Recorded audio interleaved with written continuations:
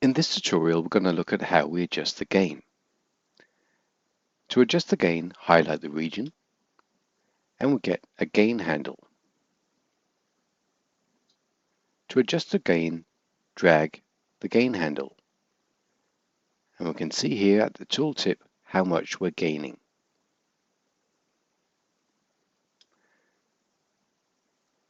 Using the mouse is one way of adjusting the gain. Another way of adjusting the gain is using shortcuts.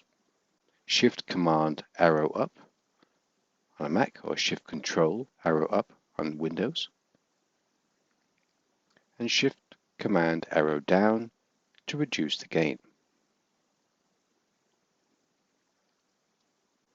Last but not least, we have the automatic levels. The auto levels we find in Tools, Auto Level. Now the system will automatically set the correct levels for this region. If I now play this clip, it should peak at -9 on a QPPM meter.